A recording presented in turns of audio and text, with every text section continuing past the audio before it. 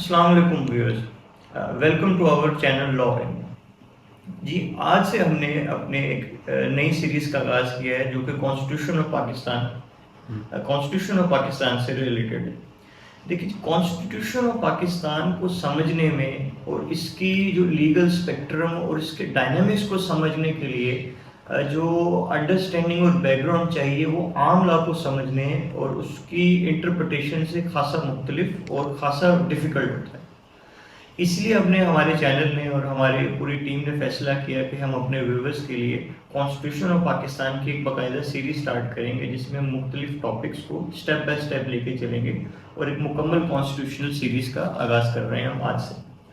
आज का हमारा topic it's very simple but it is ignored by some of the law students, जिसकी वजह से आगे फर्दर कॉन्स्टिट्यूशन की जो बेस है और जो कॉन्स्टिट्यूशन का कोर है उसको समझने में बच्चों को बहुत इश्यूज आते हैं जो कि एट द एंड समझ में आता है। तो उसमें सबसे पहला आर्टिकल हम डिस्कस करने जा रहे हैं, article 4, and then we will come towards the article 5। This both section articles of the constitution 4 and 5 are interconnected and interrelated and creates a base for the other articles and the other rights conferred to every citizen, which we refer to as fundamental rights, and further we come towards the principle of policies. Article 4 बहुत ही clear और साफ अल्फाज में सिर्फ इतनी बात करता है कि हर जो सब्जेक्ट टू द कॉन्स्टिट्यूशन, जितने भी स्टेट के सब्जेक्ट्स हैं, इन शॉर्ट कहा जाए कि जितने भी स्टेट के सिटीजन हैं उनको ड्यू प्रोसेस ऑफ लॉ दिया जाएगा। अब अगर आप इसकी लैंग्वेज देखें तो वो कुछ वर्डिंग यूज करता है, वो says every person will enjoy the protection of the law. दूसरी बात वो करता है कि every person will be treated in accordance of law, और उसको एक वो इनएलिएनेबल राइट क्रिएट कर देता है। अब यहाँ ये समझना बहुत ज़रूरी है कि ये हमारे 22, 23 या 26 करोड़ जो पाकिस्तानी हैं उनका कॉन्स्टिट्यूशनल राइट क्रिएट कर दिया गया है by the framers of the constitution कि उनको जब भी डील किया जाएगा, बाय लॉ किया जाएगा, आर्बिट्रेरी एक्शन उनके खिलाफ कोई नहीं ले सकता है। अब सवाल ये उठता है कि अगर इतनी बड़ी बात कर दी गई, if you read the provisions of the article 4, it seems like ये तो फंडामेंटल राइट्स में होने चाहिए थे, बट हम ये देखते हैं कि फ्रेमर्स ऑफ द कॉन्स्टिट्यूशन ने आर्टिकल 4 और आर्टिकल 5 को, बेसिकली आर्टिकल 4 को ना फंडामेंटल राइट्स में डाला, ना प्रिंसिपल ऑफ पॉलिसी में डाला। तो इसकी वजह क्या है और क्यों इतनी बड़ी बात को फ्रेमर्स ऑफ द कॉन्स्टिट्यूशन ने चैप्टर से अलग और स्टार्ट इनिशियल जो बेसिस ऑफ द कॉन्स्टिट्यूशन है उसमें रखा? हम इसको कहीं पे भी रख सकते थे। तो इसमें अंडरस्टैंडिंग ये है कि article 4 and article 5 are the basics of the social contract between the population and the state।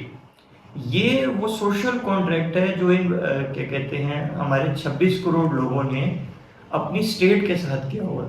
Now coming towards the social contract deals with the political science का सब्जेक्ट है, लेकिन आपको ये ज़रूर माइंड में रखना चाहिए कि constitutional development, constitutional understanding and constitutional interpretation में आप सिर्फ लॉ को लेकर साथ नहीं चलते हैं।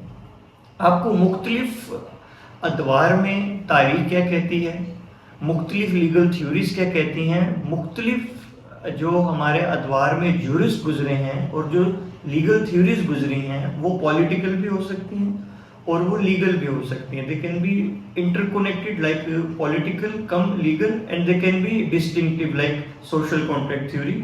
और अगर मैं कोई लीगल थ्योरी बताऊं तो Kelsen theory, we will discuss it in our other lectures. तो जी, सोशल कॉन्ट्रैक्ट थ्योरी के तहत आपके सिटीजन्स ने एक मुआहदा किया है रियासत के साथ। वो मुआहदा क्या है कि हर शहरी, हर सब्जेक्ट ऑफ द स्टेट जो है वो लीगल पर्सन हो या नेचुरल पर्सन हो, उसको ड्यू प्रोसेस ऑफ लॉ दिया जाएगा। उसकी जो डीलिंग होगी स्टेट के साथ वो बाय लॉ होगी, उसके अलावा कोई उसके साथ डीलिंग नहीं की जाएगी। ये कॉन्स्टिट्यूशनल राइट सोशल कॉन्ट्रैक्ट के तहत आपने अपने स्टेट के साथ बना लिया। नाउ हर कॉन्स्टिट्यूशन में कुछ कंसिडरेशन होती है। अगर स्टेट आपको इतनी बड़ी चीज़ प्रोवाइड कर रही है तो स्टेट और ये कॉन्स्टिट्यूशन जो है, जो मुकद्दस किताब है, ये इन 22 करोड़ लोगों पर या पॉपुलेशन ऑफ द पाकिस्तान पर फिर एक ऑब्लिगेशन भी लगा देती है।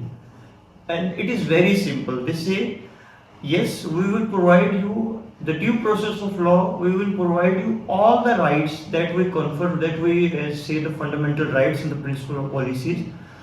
जो आपके फंडामेंटल राइट्स हैं उनकी बेस, अगर कोई पूछे कि कहाँ से आए, ये कॉन्स्टिट्यूशन में इनकॉर्पोरेट कैसे हो गए, इनकी बेस क्या है, तो वो ये आर्टिकल 4 ही है, जिसकी प्रोटेक्शन के लिए इस सोशल कॉन्ट्रैक्ट की वजह से the framers of the constitution ने वो आपके फंडामेंटल राइट्स जितने भी हैं वो कॉन्स्टिट्यूशन में डाले, और फिर कोर्ट्स को मैक्सिमम पावर दे दी कि भी जो भी हो जाए ये constitutional rights any how protect होने चाहिए। ये आपका सोशल कॉन्ट्रैक्ट और लीगल स्ट्रक्चर आ गया कॉन्स्टिट्यूशनली।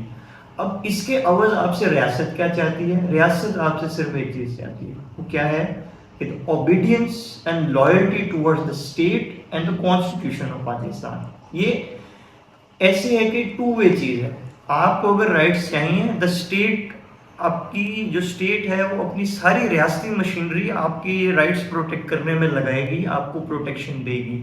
उसके लिए स्टेट ने बहुत सारे लॉज बनाए कॉन्स्टिट्यूशन के तहत, कॉन्स्टिट्यूशनल राइट्स दिए।